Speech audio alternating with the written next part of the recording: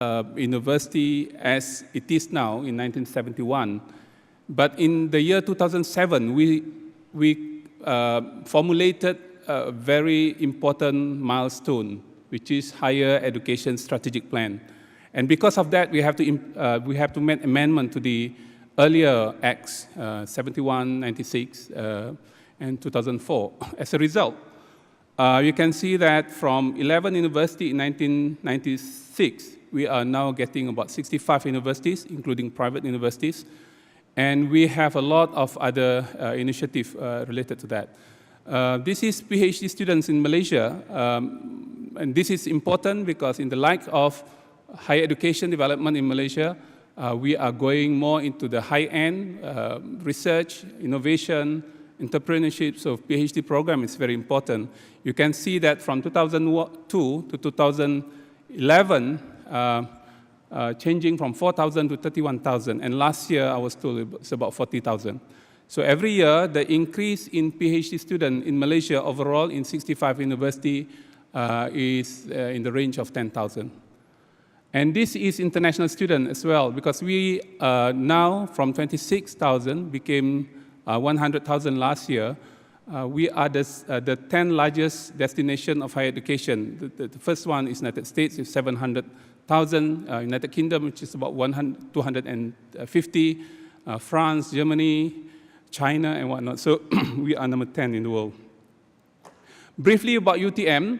We are the first public autonomous university. Public, but we have a lot of autonomy. We have 18 schools, we have 10 research alliances, we have 33 centers of excellence, and our staff are mainly very young. It's about 42 years of age in average. We have about 200, on top of 1,600, we have 280 international staff. Some of our juniors are still undergoing their doctoral programs. 70% of our academic staff is located, they are serving engineering and technology-related schools. And our full-time student is about 23,000 at the moment. We are the oldest university in Southeast Asia in 1904. We started, our budget is not that big, but at the same time, we also go to public funding, private funding to get our facilities constructed. And this year we are investing about 400 million. We take loan from bank for that matter. So this is our campus in Kuala Lumpur. It's very small. You can see that on the front building, the 17-story building is my office. Level 17, it is also office of business school.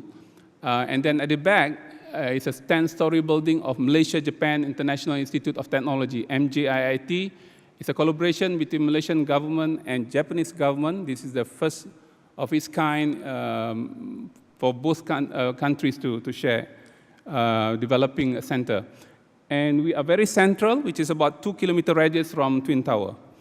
And this is our campus in Johor Bahru, which is about 1 hour drive from National University of Singapore. This is very interesting campus. We do a lot of things. This is a memorandum of understanding we developed recently together with an animation company. So our students are not only working in their classrooms and lecture halls, but they are working for this kind of companies.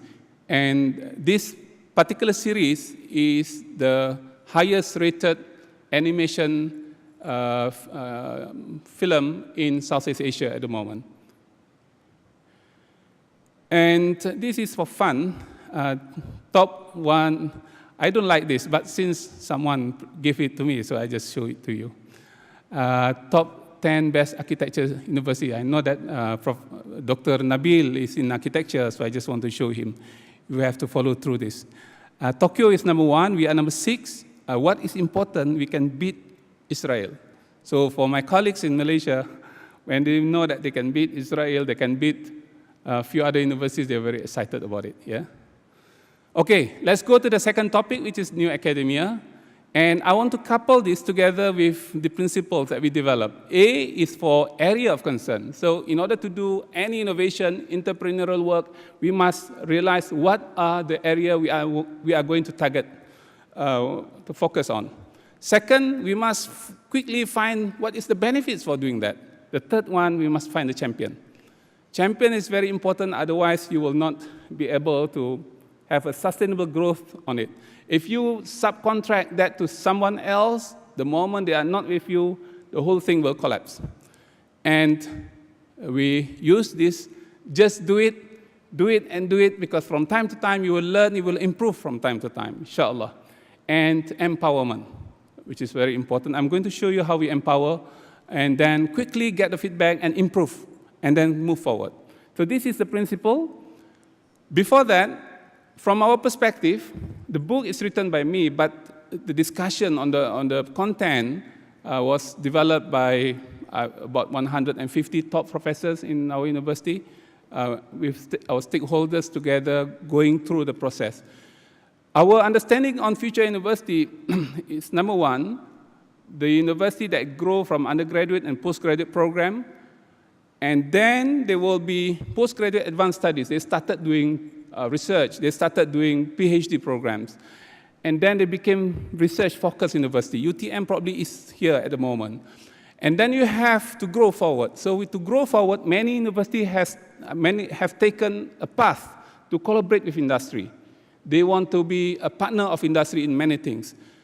But from our understanding, it is very difficult for many places, many universities. We don't have big corporation in Malaysia. We don't have giants in industry in Malaysia. If we collaborate with them, yes, but our students will not be as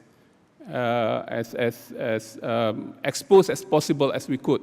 So we think that entrepreneurial is an interesting thing to do, because many people, and we also observe, by having entrepreneurial spirits, you can do whatever you want to do. You can work with industry, or if industry not interested to work with you, you can work on your own. Facebook started with a group of students. There is no industry backing out of it, but they grow.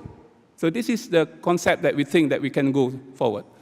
We want to make fun in university. It's not tailor-made to the industry requirement. And for critical success factor for that, number one is PhD staff, well-known professors, number two. Number five, I think we need to have a new academia, totally new principle and philosophy of higher learning. What is new academia? New academia is on the red color. Say, for example, faculty members in conventional academia is professors. You must have PhD, and then you are allowed to teach. In our case, we think that we need also inventors to be part of the teaching community. Entrepreneurs. Our learning materials is not limited to books and journals, but also experience, internet, internship, tacit knowledge that we want to grasp from somewhere. Philosophy is not specialization, but integration, and give meaning to the integration. And at the end of the day, students get not only degree and expertise, but they know what is the business model. In UTM, say for example, all students at undergraduate level, whatever subject they take, they must attend and they must pass Harvard Business School case studies every semester. So for 8 semesters they study in UTM, they will be exposed to 8 cases. If they are in IT, they will be learning about Microsoft, they will be learning about what is the dilemma of Google, Facebook, and whatnot. So this is what we are doing. So then they get more than degree. And this is the program we have. I don't have time to go through one by one, but I'm going to elaborate on job creation at the end of my lecture. So new academia, entrepreneurial university, we don't want